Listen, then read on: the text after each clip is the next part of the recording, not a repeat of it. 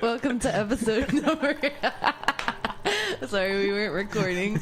Welcome to episode number 23 of Deep Dark Tunnel Diaries. I am Molly Trammell, your personal, professional tunnel guide tourer.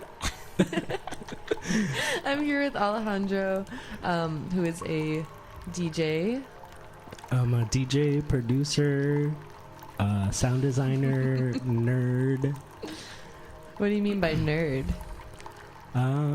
Just like really a fan of anything that has to do with audio, whether it's like digital audio, analog audio, just all of it. When you say analog audio, what do you mean? Like synthesizers? Synthesizers, sound systems, like loudspeakers, stuff like that. Mm-hmm. So when we take a look into your music, you make sort of like, as you described it, it's sort of like techno or like deep house, would you say? It's like techno, I would say more like broken beat, ambient techno, a little dub influence. What is the process of using this technology of like synthesizers in your music? I have a few instruments at home, or like I have a few synths at home. The DFAM by Moog and the Matriarch by Moog, and I basically just like just kind of like zone out and just twist knobs and see what kind of sounds I can generate. Twist knobs. It's sort of like, how would you describe like these sounds? Like what would be your favorite sound to work with that you make on a synthesizer? My favorites are like drones. I like drones because they can like appear static, but like if you really listen to them, you can hear all these like subtleties that come out. So it's not just like the same thing over and over, or although like it might at first seem that way, but once you really lock into it, it can like, I find them very like entrancing, you know, like trance-inducing. And so you described the anatomy behind like the technology of like making drones. Have you ever made any hardware synthesizers or any software for yourself? I've messed around with like just simple 555 circuits, like just playing with integrated circuits and like making a little analog oscillator that way. Just something super simple. So just like a very basic oscillator triangle waveform that you can adjust pitch. That's like the only real exploration I've done on the analog side, but on the digital side, I have some experience with Pure Data and Max, building instruments and like effects, just like digital effects. Have you ever used Pure Data? For people who don't know, what exactly is Pure Data? So I feel like people maybe are more familiar with Max MSP because it's integrated with like Ableton now. But Max and Pure Data are both products of Miller Puckett, who is this like absolute genius, kind of like audio effects programmer and like just programmer in general. But yeah, basically it's kind of like a visual programming environment where you're taking like these little modules in a sense, and they could be like very basic like operators or like yeah, just like kind of like logic operators and stuff like that. Like you're basically building instruments out of these little building blocks, and you're kind of like taking you're drawing these lines between them in a very like visual manner. So would you say it's like code, but for like sonic aspects? Yeah, I'd say it's like not. It's like a bit abstracted. So you're not like Super Collider. I would say is more coding, where you're writing these things out. But yeah, it's very similar. Have you ever used this to make music before? For sure, yeah. Actually, with Super Collider, I've done like some more like ambient and generative pieces. But with Max and Pure Data, yeah, just like building instruments, and then like sampling the sounds, resampling them. What does resampling mean? Because I know you use that a lot, that term. Yeah, resampling is essentially, well, it's resampling. So you sample something and then you can record whatever, like, something's output into another like sampler and then take that and kind of mutate it even further. It's basically just like permutations of a sample. So like, yeah, I don't know. So when you're like about to make a song, how would you like approach that? Where do you start? And what is your workflow in a sense? Yeah. I like to start with the rhythm first, just so I can lock into a groove, and from there I'll start to pitch kind of like some of the rhythmic aspects to try to generate a melody or see if I can hear anything, and then I'll muck about on my synths until I find a sound that I like and layer that over. So we talked a little bit about where exactly, because you have Latin roots, correct? So how does that like fit in with your artistry? Yeah, a lot of my music is very rhythmic, inspired from like the music that I listened to when I was younger. I grew up listening to like a lot of salsa and merengue, and it's just like a lot of it has a lot of like Afro-Latin rhythms, polyrhythms, and like Euclidean rhythms. So a lot of that is in my music, and there's a bit of like dance hall in it, a bit of like dub techno as well. So explaining what a Euclidean rhythm is, what is it? I'll do my best. It's like equal subdivisions of whatever. Say you're working with a sequence that's like 16 subdivisions, but if you take like however many out, say you drop out to like 9, so you have like 9 divisions in 16, but they're all equally spaced. I guess that's kind of like it's really just like subdividing a count, essentially, like polyrhythms. I don't know.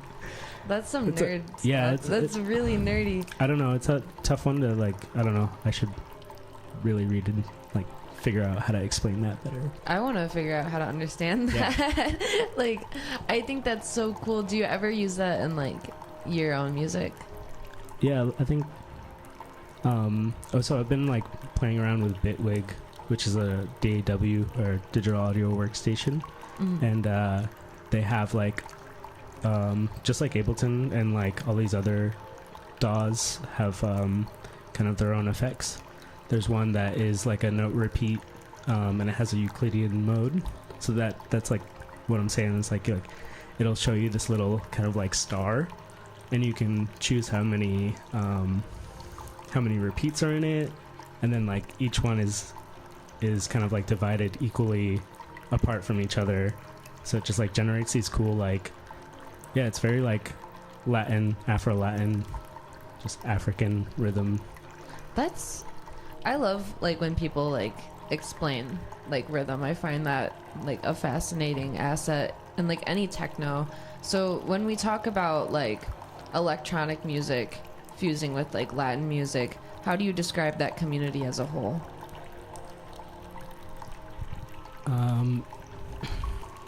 Electronic music fusing with Latin music. There's a lot of history around it, and I mean, like, 2 labels that come to mind right off the top of my head is Nafi out of Mexico City and Insurgentes out of Medellin, Colombia. Those are just like 2 of my favorites right now. But just like in general, lost my train of thought. Just in general, like there's a lot of history, obviously, like kind of like the African diaspora plays into it, where a lot of like kind of like rhythmic patterns from ceremonies from Africa made its way over to Latin America, and from there like to Jamaica, and then from Jamaica to the UK, and then like once the UK got a hold of techno from America, all of these like influences kind of like mashed into the music that like I'm really interested in right now, like broken beat and like dub techno. I don't know if I really answered that question. I think that answered it pretty well, because it's like, how did it all bleed in to each other and blend?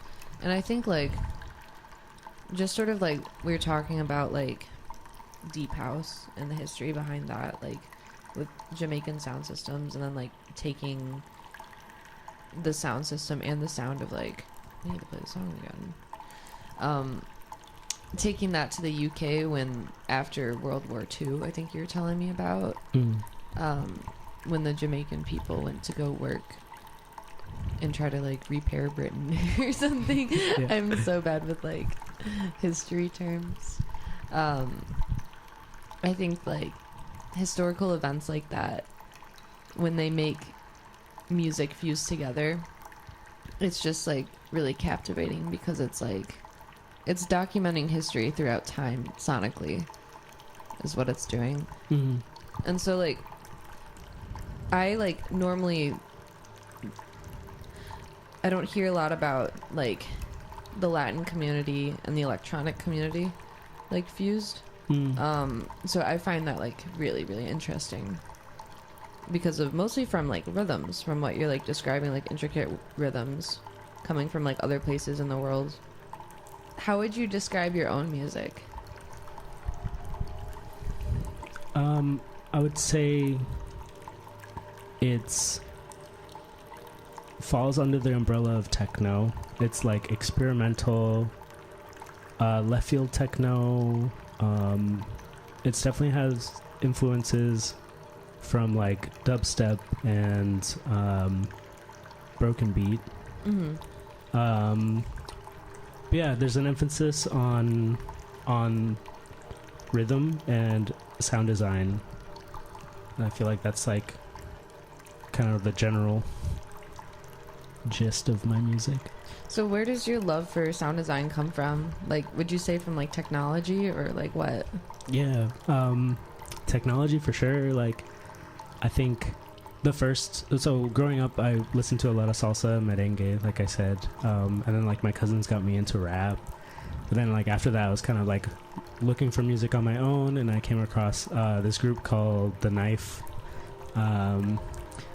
They had this album out in like 2007 that got a lot of like critical acclaim, and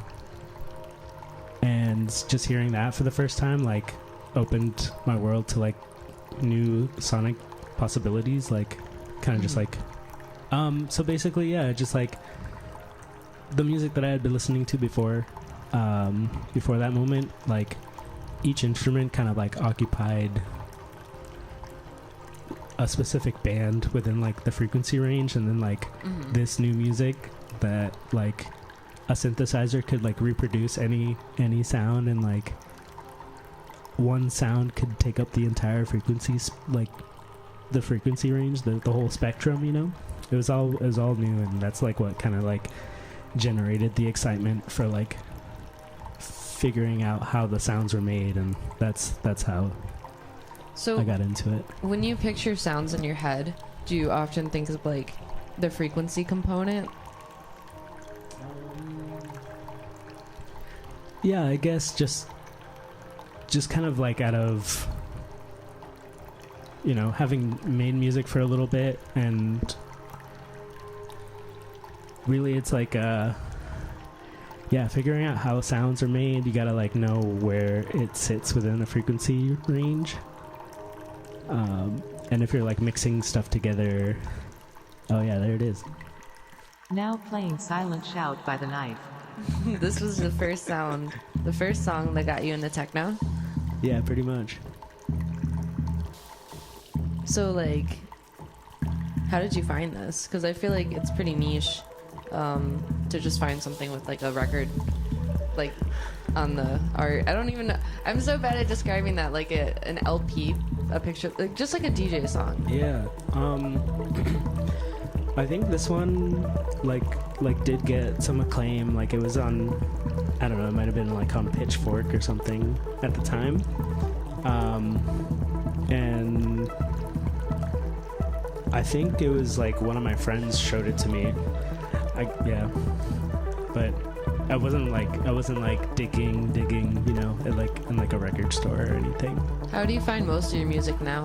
Most of my music now is like listening to other mixes, other DJs, or like actually going to record stores and digging, or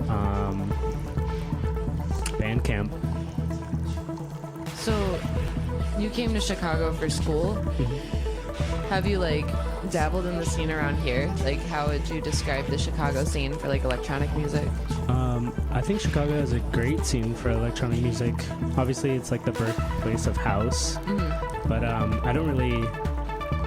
When I go out, I generally go to like techno nights, and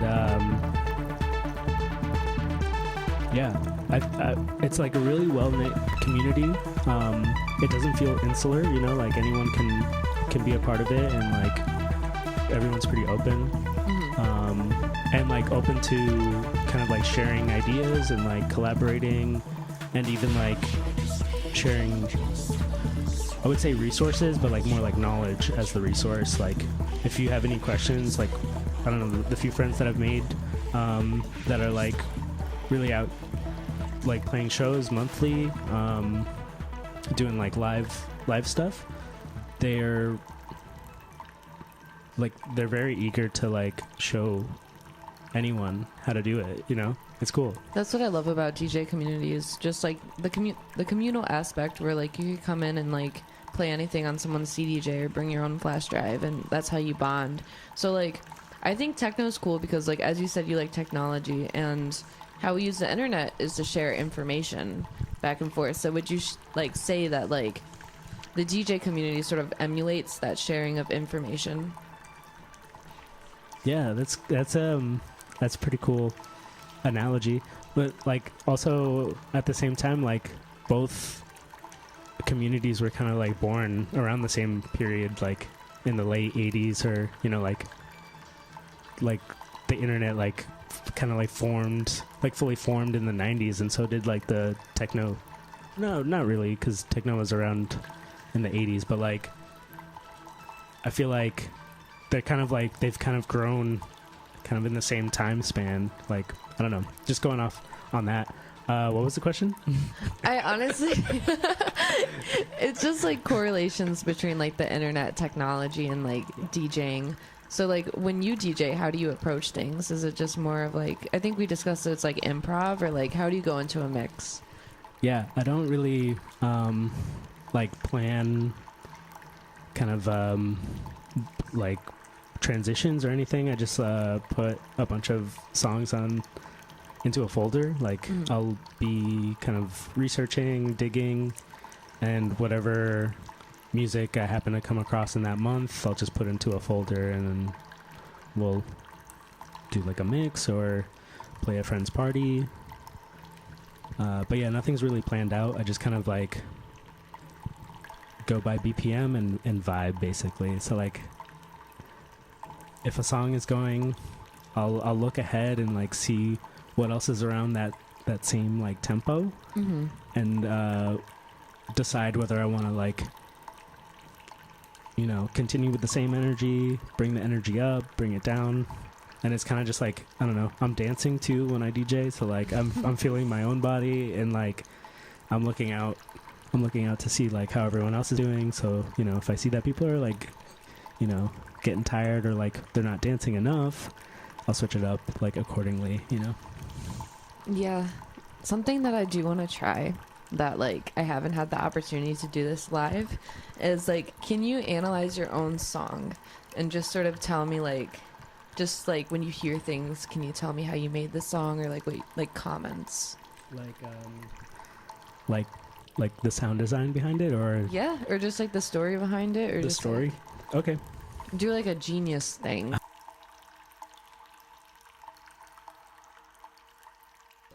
This is Eclipse.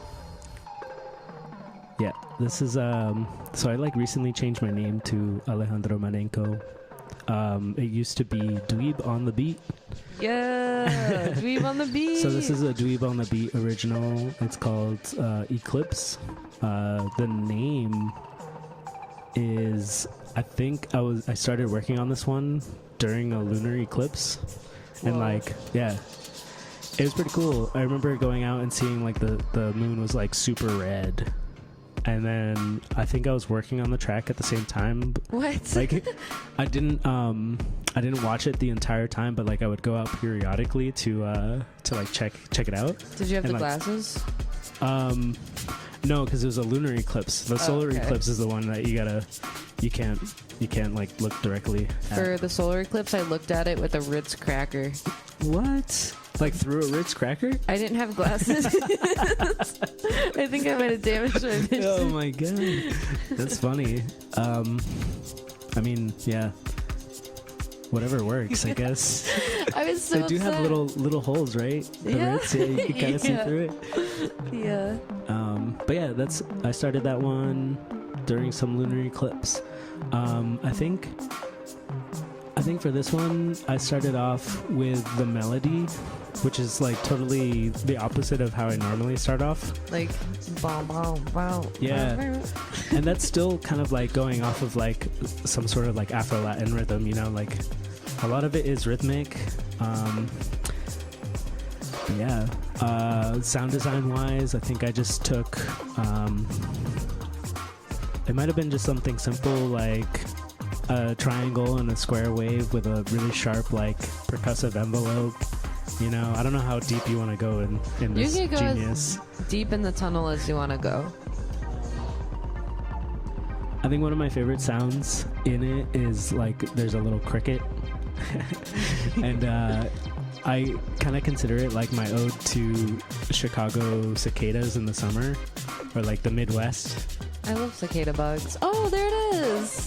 That's so cute. Yeah, there's a lot of like, I don't know, a lot of I think there's like a bit of like flanging happening on some of like the hi-hat sounds that just like kind of sounds like cicadas buzzing in the summer. Yeah. I love how like sound design people describe sounds, because like it's through like visuals, but it's sonic aesthetic. Yeah.